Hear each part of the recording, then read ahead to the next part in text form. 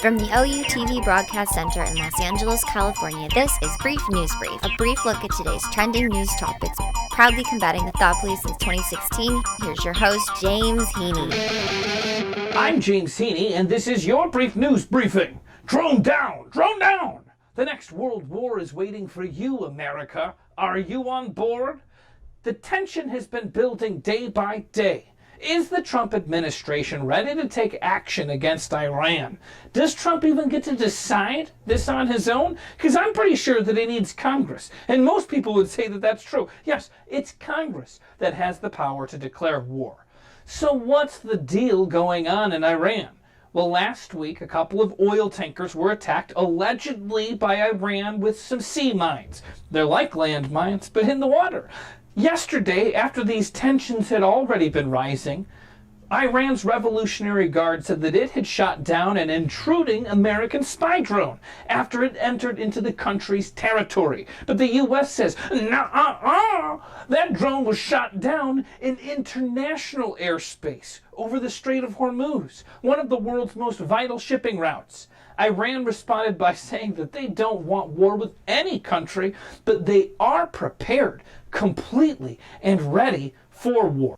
Basically, Iran said, bring it, dum-dums! The war drums are beating like a drum circle at sunset on Venice Beach. And if you listen carefully, if you listen closely, you can hear it from your backyard.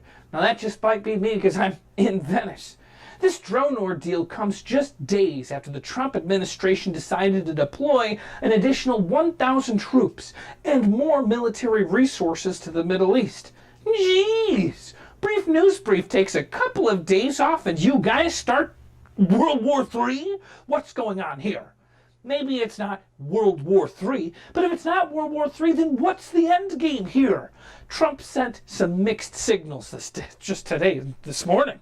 At first he said, Iran made a very big mistake. But then, in an appearance in the Oval Office just a few hours later, he said, I find it hard to believe it was intentional. Which I guess kind of lines up, because if they made a big mistake and it was unintentional, then perhaps it was just an accident? I don't know.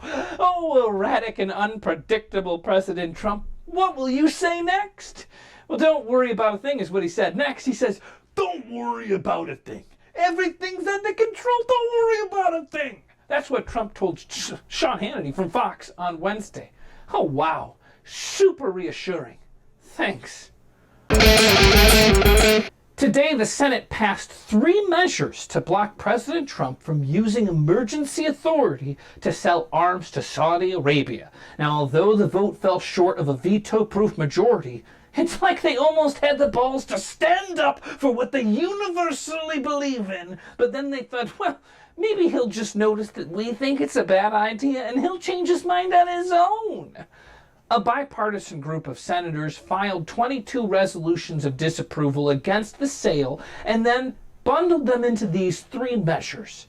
Trump would still have to issue 22 individual vetoes, even though the Senate resolutions were bundled into 3 big ones, but it still takes 22 signatures. I don't even know if Trump has that kind of stamina. It's a lot of this. Do you think he's got a lot of that? I don't know. Democrats are arguing that with all this Iran tension, who is a longtime foe of Saudi Arabia, why would we want to add flame to the fire or literally add weapons to the tension-filled war foreplay? You could have proxy battles all over the place. Trump has had a troubling embrace of Saudi Arabia since the beginning of his term, when he made his first presidential visit there to stand around a glowing orb in some sort of occult-like ritual. I don't know what it was. And then there's also the encrypted WhatsApp conversations between Jared Kushner and his BFF, MBS, the Saudi prince, all the way through Saudi Arabia's role in the brutal killing of Saudi journalist Jamal Khashoggi. So what's going to happen next? Will this effort from Congress stop the guns from flowing? Or will the strength of the American allyship with Saudi Arabia trump all things? Release the whales from jail, Russia. Jeez, you'd think we wouldn't have to tell you that. How low can you go, Russia? Today, Russia started to release a group of nearly 100 captive whales, which have been kept in small pens on the far east side of the country. Now, this comes only after international outcry over the so-called whale jails provoked marine scientists and celebrities to speak out, saying, "Free Willy!" Well, obviously, free the whales. In total, 11 killer whales, or orcas, and 87 belugas are being kept in cramped enclosures on the Sea of Japan. Oh, baby beluga in the tiny Russian whale jail, will you know what it's like to swim free in the deep blue sea? The whales will be released in stages, and the process is going to take several months. 8 whales will reportedly be freed in the first stage of the process. Now, I'm sure that those remaining whales will be overcome with some serious FOMO. Could you imagine being in a whale jail and seeing your whale friends go away? I would be feeling like I missed out. Oddly enough, Putin came out and praised the decision to free the whales that he himself had jailed. The killer whales alone, as far as I know, are worth around $100 million. When it's big money, problems are always hard to solve. Thank God things have started to move. Yeah, Putin, thank God things have started to move. I had never thought of it like that.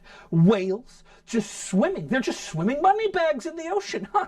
Well, these whales specifically were apparently originally bound to be in theme parks or aquariums in China. So they were big China money bags floating around the sea. These are money bag creatures, sea creatures. For now, it appears that these whales have been saved. But only for now. You never know what's going to happen. So free the whales. Free the whales.